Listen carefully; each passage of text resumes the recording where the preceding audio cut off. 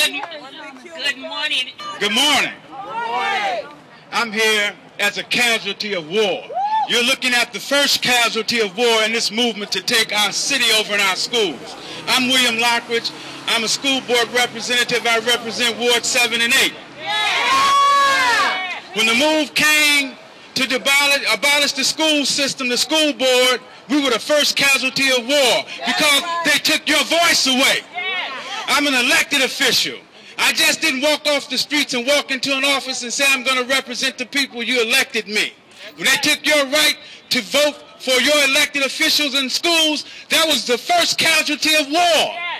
This is the next step. Is once they silence your representative, then they move on you, because then you have no one to speak up before they take action. This movement to one day come up and give you a plan without communicating with you, without letting the citizens of the District of Columbia who pay their salaries speak on behalf of what you want for your kids. These are our kids. They're not the administration's kids. And so we have to step up and fight for our young kids. We have to step up and fight for our communities, our neighborhood schools. This is a violation of our neighborhood schools. This mayor and this administration wants to see not a system of schools, but not a school system, but a system of schools. They don't want anybody to be accountable. How can you have accountability when each school has a board of their own making their own decisions? Who's overseeing them? The city council needs to step up. Not only the mayor. The mayor can only do what the city council allow him to do. So if we got a city council that sleep behind the wheels and don't want to step up and fight this dictator, then we need to change some city council members as well. The city council is supposed to be the voice of the school board and the people now. And they're getting the information late, that like the same day that it hits the newspaper. We got to stop this nonsense. This is not colonialism. We are a democracy, and we got to stand up for what we believe and what's best for our children. You might be small now, but tomorrow you'll grow. You plant a seed today, and it'll blossom into a tree tomorrow.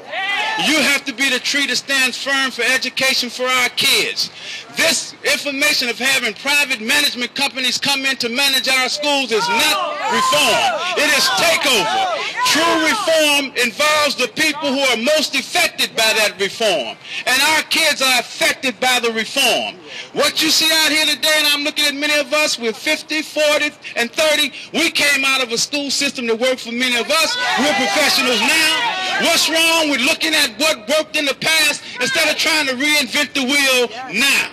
Now that the private companies want to take over, I know you had this fight before, privatization. Well, you're looking at privatization all over again. And when it's private, you lose your voice as a people. We, the people, must stand up and fight for our rights as citizens of the District of Columbia and taxpayers in the interest of our kids. So tomorrow, grab your neighbors, grab your friends, and tell them that this mayor that they elected is not the mayor that they thought that he was going to be. He's not a mayor of the people and by the people and for the people. He's a mayor of privatization. He's the mayor of big business. He's a mayor that doesn't represent the people's interests. He represents business interests.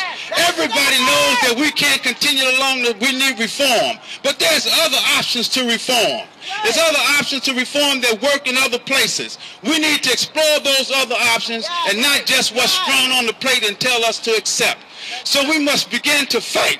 Our mission is to turn around our education system with input from the citizens of the District of Columbia.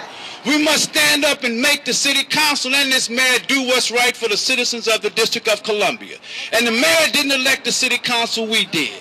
And so every time this mayor walks in there and bamboozles the city council, they're bamboozling the people as well. We got to have some strong leaders to step up. I tell you what, we're losing. We're going to lose. Not only are they going to close schools, when they turn 40 or 20 schools over to private management company, you lose your control as taxpayers of the citizens of Columbia because you can't oversee the process. So we're going to lose 40 schools, 20 closed and 20 to privatization. That's massive. Stand up. Fight for your rights. Repeat after me. Stand up. Fight for your rights. Stand up. Fight for your rights. We want reform. And we want people reform. Include the parents. In reform. Include the parents. In reform.